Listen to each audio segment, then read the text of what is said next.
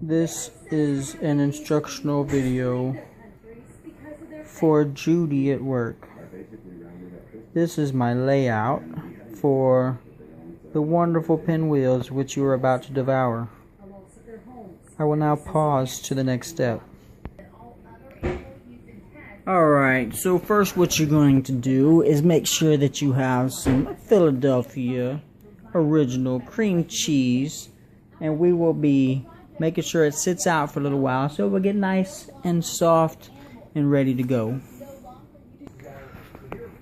So the next step is putting the cream cheese into a bowl and dealing with an annoying wife. At this point, you would like to put in your Fiesta Ranch dip. Alright, so we only put in a little bit at a time and use a fork like this to squish it and squish it and squish it and squish it some more. And you keep on squishing it and adding your Fiesta Ranch dip as you get it blended and squish it. Now once you have it squished together to the right consistency, some like to put in some minced black olives, but I don't like that. I like to go with the jalapenos. So I like to buy them already diced up because it's easier to spread with them. You may want to even dice them up even more to give it an easier spread when you go to put it on. Alright, so when adding the jalapenos in, you just do it to obviously whatever your tastes are. So if you want them real spicy, then put in a lot. If you don't want them real spicy, put in a little. Use common sense. And this is what your blended concoction will look like when you're all said and done. Now, it's time for the spread. Alright, before I start the spread, let me explain to you the green onion. The green onion, all I do is chop off the part that's white. Just all the green stuff works for me. You may or may not, depending on how wet your green onions are.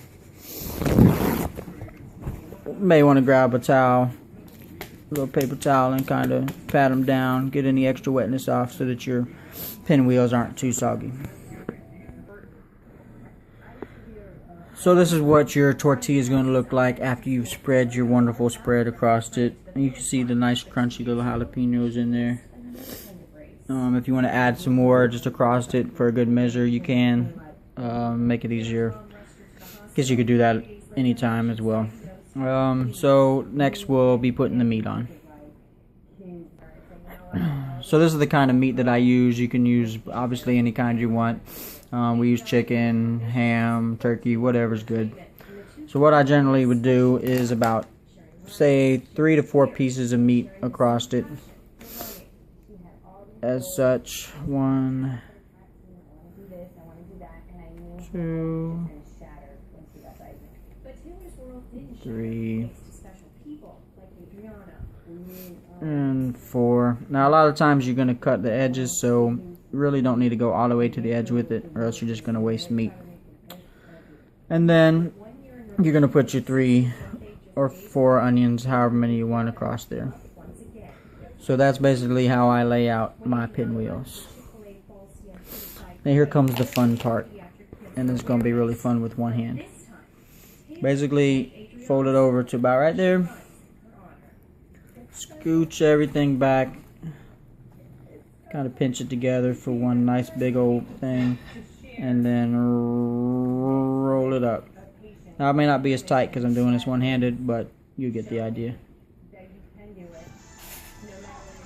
So basically, that's what you're working with when you're done. Now I'm going to pause the video and re-roll it tighter. So now all you do is cut off. Start at one end, cut it off, and then cut to your desired thickness, like so.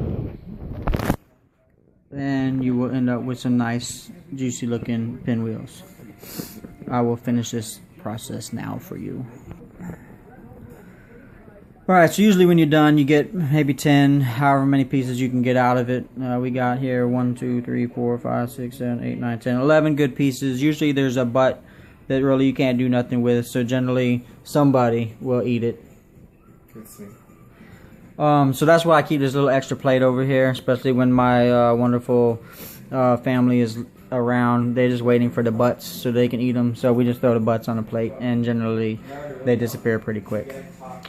At that point, speaking of, there it goes.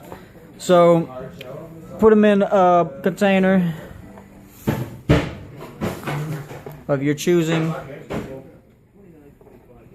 These actually could have been a little bit tighter because I did it with one hand, but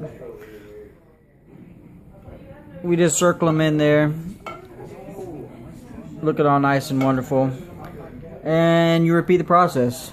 So basically we are using 1 pound of meat for each 1 bag of flour tortillas. There's 8 tortillas in here, so 8 tortillas, 1 bag of meat, 1 package of the seasoning.